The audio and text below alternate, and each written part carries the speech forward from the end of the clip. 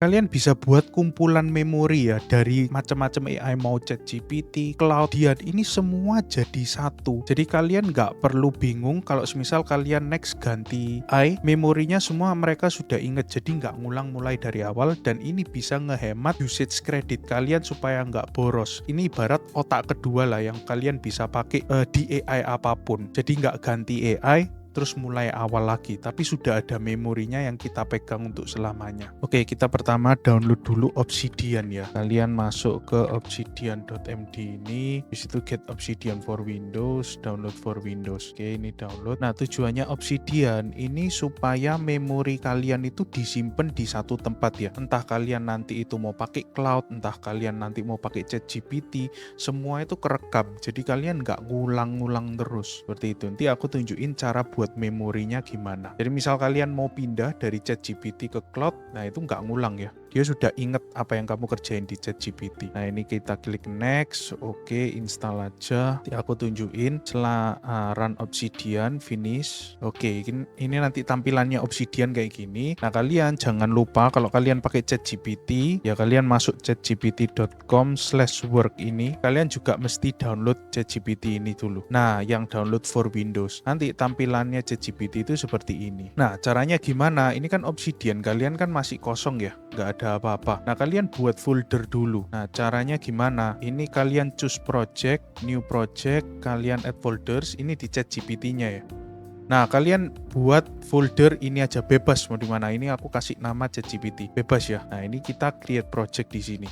Oke, ini kita biarin dulu, kita pindah ke Obsidian. Nah, di Obsidian-nya itu, nah kalian tekan manage vaults ini ya, create new vault, vault name-nya ChatGPT ya. Terus location-nya kalian browse tempat tadi di mana kalian buat folder baru itu tadi. Ntar kalau aku di sini ini kalian select folder seperti ini, terus kalian tekan create ini. Nanti muncul ini, cuman create a link sama welcome. Ini masih belum ada apa-apa ya. Nah, seperti ini karena di foldernya kalian, kalau kalian lihat, nah ini masih gak ada apa-apa. Masih adanya cuman Obsidian sama ChatGPT ini aja. Ini kedobelan ya, gak masalah. Kita silang dulu. Nah, nanti kalian di sini bilang, tolong akses semua memori ChatGPT dan buat beberapa file markdown di Obsidian seperti ini. Nah, ini kalian lihat ya, ini sudah selesai. Saya membuat 6 file markdown. Nah, isinya itu seperti apa ya? Seperti ini. Kita lihat source-nya ya. Sebentar, kita lihat source-nya. Bentar, dari sini aja. Nah,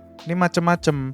Ada pembuatan konten, ada desain visual, karena aku sering bahas hal-hal ini di ChatGPT, makanya sama dia di save di index memory chatgpt.md. Nah, ini nanti ada bagiannya, ada beberapa bagian. Kita lihat di foldernya kita ya, di ChatGPT ini tadi, ChatGPT. Nah, ini ada 6 ya. Nah, ini ada kita lihat desain visual, ini isinya apa aja. Nah, Anda sering membuat thumbnail dan aset visual. Ya, memang buat thumbnail YouTube ya. Nah, rasionya apa, fontnya seperti apa, ini disimpan semua. Nah, nanti dari 5 file MD ini, nah ini hasil dari memori ChatGPT itu tadi. Ini sudah ke-save semua ini dari file 5 file MD itu tadi, dan ini saling ke-connect satu sama lain. Jadi makin ini ibarat kita punya otak cadangan, hafal kita ini selama ini bahas apa aja, kita punya ChatGPT ini. Nah, ini sebetulnya sudah selesai ya untuk ChatGPT. Nah, ini kita balik lagi ke Obsidian-nya. Ini enggak cuman memorinya ChatGPT ya, kita mau buat sendiri notes juga bisa. Contoh ini aku mau buat notes buat website ya, kita plus ini dulu, kita buat folder, tulis saja misal website. Nah, kita enter, habis itu di bawahnya ini kita buat notes. Nah, ini notes-nya. Oke. Nah, kita buat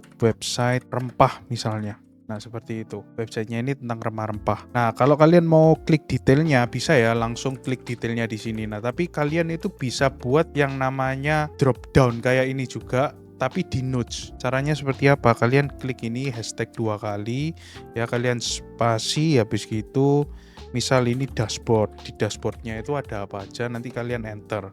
Nah, kalian baru ketik di sini. Ini nanti kliknya, nah bisa hilang kayak gini, seperti itu. Nah, misalnya ini dashboardnya aku mau isi judul Hubert Spice, nah menjual berbagai macam rempah dari Indonesia yang siap diekspor ke luar negeri. Aku lanjut produknya apa aja. Nah, ini produknya apa aja, kalian bisa tulis 1 spasi daun salam misal, kalian enter lagi, misal kunyit gitu, macam-macam ya.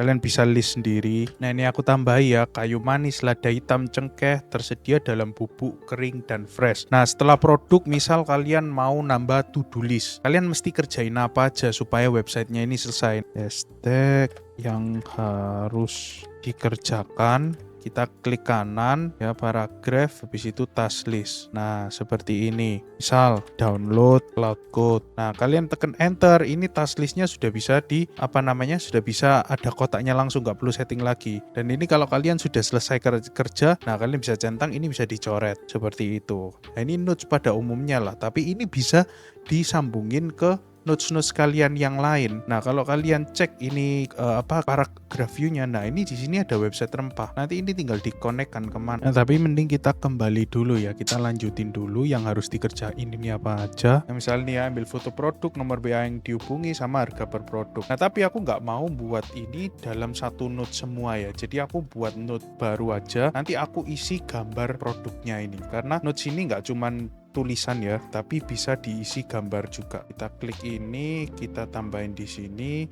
Ini adalah gambar produk seperti itu. Nah, contoh ini kan tadi kita ada produk kunyit ya. Nah, kita gambar produknya coba kita kunyit ini. Nah, habis gitu kita copy aja, mana kita punya kunyit. Nah, ini kita copy ya. Habis itu kita enter, kita paste di sini. Kita Ctrl V aja. Nah, ini dia sudah save sendiri ini. Ada JPG-nya untuk kunyit. Jadi dia bisa nge-save gambar seperti itu. Oke, ini aku coba tambahin lagi daun salam. Nah ini misal kita Ctrl C, copy ya, ini kita paste. Nah ini daun salamnya seperti itu, ini nama gambarnya kalian. Oke, kita kan sudah punya dua gambar ini lah ya, cuman sebagai contoh aja. Nah tapi kalau kita lihat di grafiknya ini, nah website rempah ini ya sama gambar produk ini, nah ini tidak ada garisnya, seharusnya kan connect ya, karena kan website rempahnya ini tadi gambarnya ya ambil dari gambar produk ini tadi. Nah notes ini kan ada daun salam sama kunyit, ya seharusnya ambilnya dari sini. Nah ini kita bisa setting supaya dua notes ini saling berhubungan. Kalian klik yang website rempah ini ya, terus kalian buat satu bagian lagi kayak tadi, sama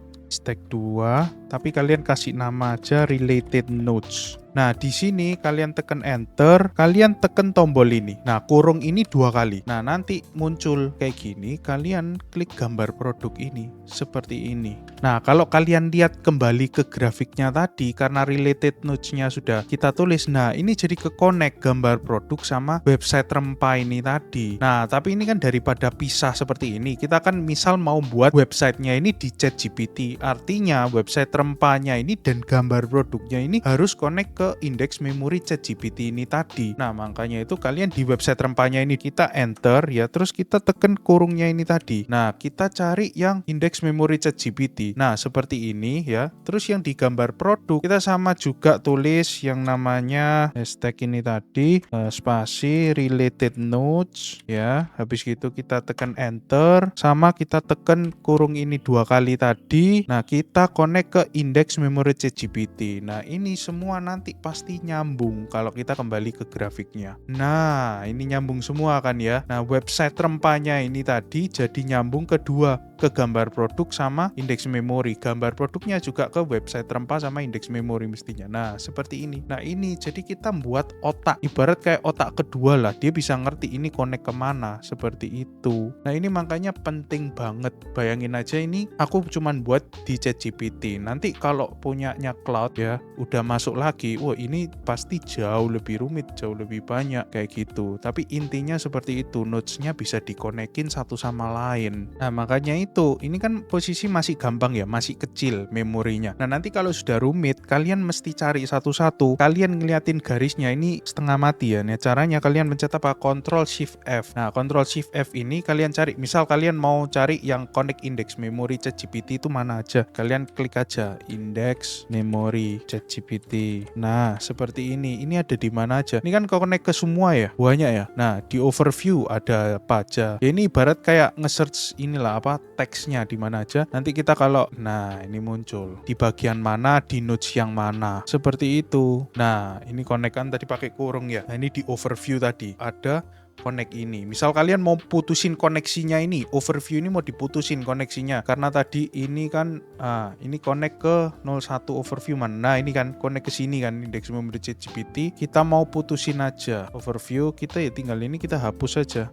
Nanti ini pasti putus. Nah, ini sisa yang kedua aja sama keempat, connect keempat. Oke, kalau mau nggak nge-connectin, kita dua-duanya harus dihapus ya. Tadi kan saat overview connect ke index memory connect ke overview. Nah, ini juga dihapus. Kita hapus juga. Delete. Nah, seperti ini. Nah, ini mestinya mereka putus nanti sambungannya. Kita lihat ya, untuk overview. Nah, sudah putus ya. Ini nggak connect ke index memory ChatGPT. Dia cuman connect ke pembuatan konten, gaya riset, sama otomasi dan pengembangan. Jadi itu ya, putusinnya harus dua arah. Di overview dihapus, di index memori juga dihapus. Itu caranya. Nah, jadi itu tadi ya, ini obsidiannya. Kita kembali lagi ke ChatGPT. Gimana sih kita mau pakai memori ini kalau kita buat chat baru supaya nggak ngulang. Nah, kita tes aja. Kita new chat ya. Ini kita nggak usah choose project apa-apa. Nah, cuman kita harus sebutin file foldernya itu di mana. Contoh ini kan tadi di sini kan file foldernya. Nah, kita klik ChatGPT ini, klik atas ini, filenya kan di sini. Nah, ini kita klik dulu. Nah, filenya kan di sini. Nah, seperti ini kita tulis di sini.